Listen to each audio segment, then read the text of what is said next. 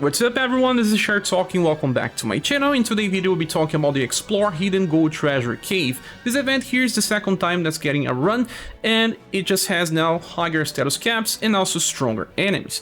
You have two waves of enemies and they will be weak at least to the element that shows in the stage. Like here the enemies will be weak to Slash. There are two waves and plenty of HP to kill them. Okay, the shop here has plenty of different things. You can purchase the gold shovel, and this gold shovel will be used in a special dungeon, and you can also purchase the silver shovel. By using the silver shovels, you'll be able to get the currency to purchase more gold shovels. Let me explain because it can be a little complicated. You just go here to the Dig Treasure Excavation, and here you will find the special currency that only drops here. That's this one, called it Golden Shovel Piece. And by using those, you can make gold shovels. Gold shovels will allow you to get specific pieces for your styles running the older dungeon here. So only bring characters that are not maxed so that you can get something good. And we also have a new weapon that can be found in the gold shop. Just go to Auto Exchange, it will be here for 5 million. This weapon is good for those that want to build cold mage squads.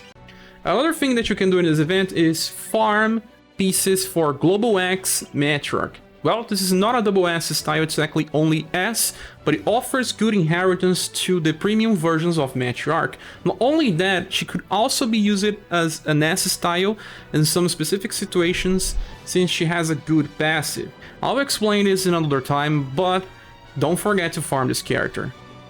Now let's talk about how to farm this event. Since you don't have many styles being featured and the enemies are super strong, I suggest you bring your prime units and farm with them. We can build some setups to do AoE damage, and I'll be showcasing characters that have good AoE cycles to use in this event.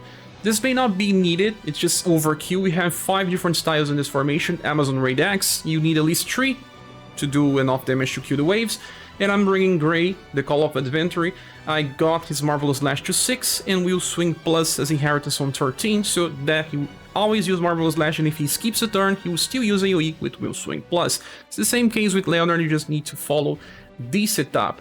Saruin will just use Destructive Blow. He's a very strong, one of the best characters in this event, and the Mice needs to be on 16. Then Madeline will use Supreme Thunder, and Lone Moon on 4. He needs inheritance from her first style. And then Bunei, if you have both Bunei 1 and Bunei 3, it's better to just run Bunei 3 with Rising Earth Inherited. Just increase Rising Flower Storm to 11, and this is kinda too much, but they will kill all enemies with easy. Okay, so enemies here have around 60,000 or more than that, around 90,000. Yes, that's how much HP they have. So Marvelous Slash was not enough to kill them. Destructive Blow was, so we did around 100,000 damage. That's why I said you only need 3 characters from all formations that I'll be showcasing here, but at least I'm showing characters that have good AoE cycles. You don't need 5, only 3. See, this time, you still needed to attack with the 4 character.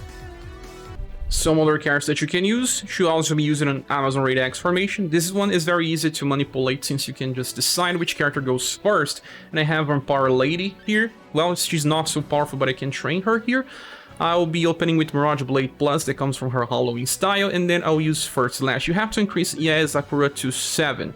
And then there is Final Emperor. He will be using Imperial Sword and some Flash. And then there's Urpina. You can even increase Urpina BP to 15 for Holy Shining Sword so that she uses Mirage Blade Plus twice in a row. This is a very good damage. And then Princess Lion also works, but she will only act on the second wave with Will Swing Plus, even if she attacks on the first turn. Then the last one is Leo, and he will only attack on the second wave. And the 3 characters on the front are enough for the first wave just fine. The setup here is kind of different than the first one because it kind of requires turn 2 damage. Well, Imperial Sound buffs the damage of all of them. Mirage Blade Plus is much better when used by Urpina. We even charm the enemies. Now they are all dead. Turn 2 is a little easier because Leon will buff the party and do AoE damage.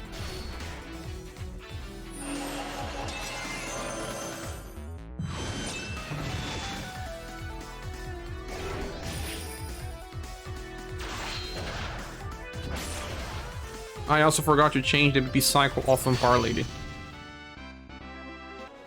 Now the next stage have enemies with 2 blunt, and for blunt we do have plenty of options, and I will be showcasing with this first strategy that uses the scattered formation with both Global X, Coppelia and Red in the position.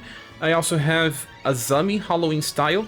Azami can just use Little Witches twice in a row, and if she skips a turn, you can inherit Punishing Palm if you want. You can even amplify this to Punishing Palm Plus if you desire. There is Red here, he'll be using Punishing Fist, so that's why I increased the Punishing Combo to 15, so that he has AoE in both turns. Coppelia has it by herself, she opens with Punishing Combo, that's why she's on the middle, and she will also have Mirage Kick for the next wave. Here in the back I have Elizabeth, she's here mostly for her blunt buff, and the same can be said for Fuse, but he also has a turn 2 fast attack with air support. I inherited Submachine Gun with him, so that if he wants to attack on turn 1, at least he can attack on the second 2. Well, most of these enemies here will take a lot of damage.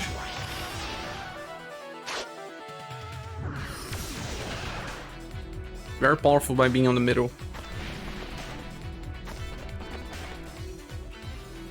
I think one of those have plenty of HP. The Termite should have close to 100,000.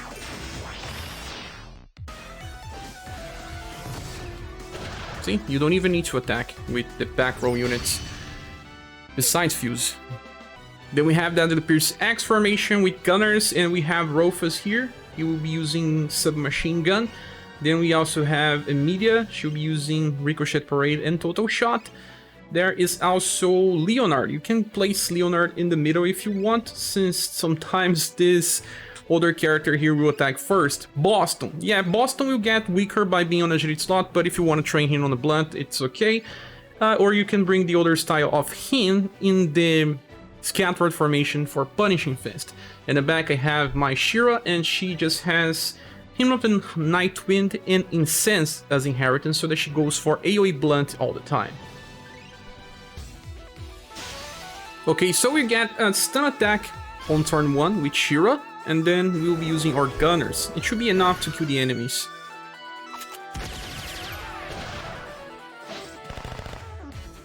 But it was not. Sometimes the enemy have so much HP. But okay, now we should have enough power. Also, there's Overflowing Feelings here to help out. Yes. Then the third stage is a Pierce one. Well, for Pierce, we'll be using Deadly Pierce X. We have Therese. She is here because of Barrage Shot. Increased Heartseeker plus, so she does not use on turn 1. There is also Claudia. She will be using Starry Rain and Rapid Volley. This is our Claudia, and she's the only one that can do 2 AoEs in a row, starting with a strong one. Then there is, in the front line, he'll be using his Noble Cross attack by inheritance, and then Light Needles. In the back I have Mac, and I increased the PvP for Legendary Treasure so that he uses this on turn 2. In the middle I have Monica. She buffs pierce damage to everyone, but also can attack with Firecracker if you have by inheritance, or she just sticks to Stingray. Okay, so we have one fast attack here, that is Noble Cross, and then Barrage Shot and Searing. We even got this on a combo, but these 3 attacks will be enough to kill the enemies.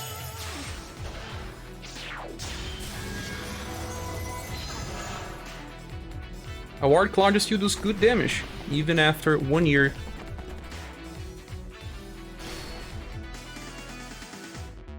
Now it's a Legendary Treasure and all the remaining attacks that we have with the characters.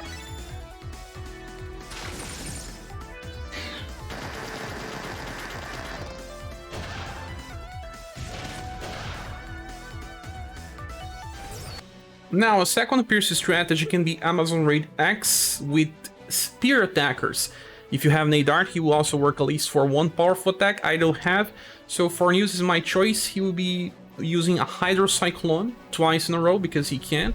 And then there is Matriarch. I am inheriting Brandish. If you have the newest Matriarch, she's even better. She can be using that attack instead of Brandish if you want. Then I will not be using Shining Glory in this time. Then there is also Vagnus. Vagnus is not a little slow, but I hope he attacks before the enemies. I'm inheriting Psycho Shot. That's a pure physical attack, and then he uses Blue Fire Fang. In the back, I have my J-Mew, and I increase it extras to 13, because if he does not attack on turn 1, he will have a strong attack on turn 2. And then here we have Darky. In Darky, we use Firecracker and throwing knives after that. For enemies, I believe the one enemy with the highest HP is the dragon. Not so sure.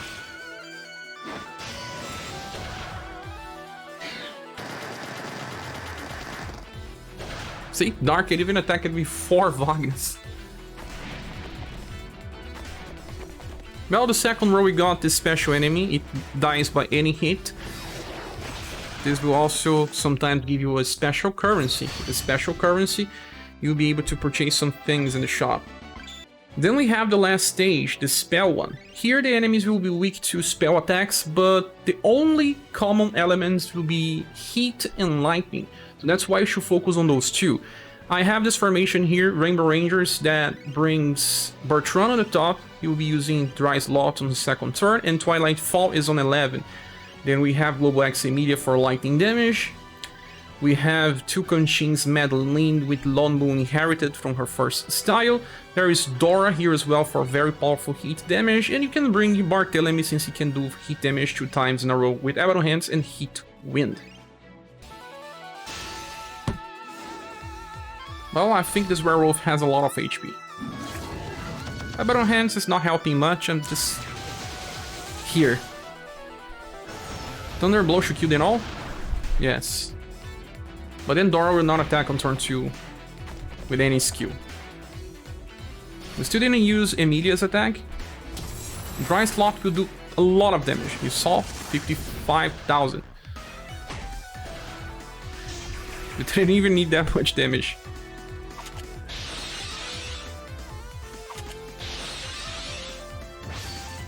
Double Echo. Then the last one is Mage setup with Enema String formation. And I have the latest version of Blue from Lunar New Year. We have Divine Fang in the Fang. Now we have the last squad that uses mages. I have the Lunar New Year Blue on the front line. I want to use Divine Fan Dance, and if it doesn't use that skill, I can inherit Mega Wind Blast with 13 for turn 2. Then we have Rock Bouquet. She can use Blooming Fireworks on 12 and then inherit Dark Pulse. Creator we'll just use as he is. This is the green version of him. And Joe, we will be using Sorbet Flambe and El Nino. Claudia is here as a trainee in the back because she does fire damage as well. Let's see who goes first after Joe. Blooming Fireworks.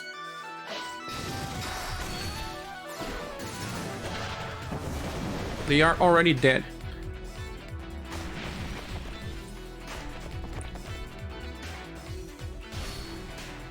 So Mega Wind Blast will be used. Yeah, this is a little overkill. The stage we got weak enemies. Yeah, they are already dead. I don't know why, but I found that spell stages and slash stages have enemies that are slower and also weaker. I'm not entirely sure on that, so take this with a grain of salt. But that's about it, guys. Thanks so much for watching this video. Please subscribe if you haven't. If you want to support the channel, there are links in the description. I hope to see you soon in the next one. Bye.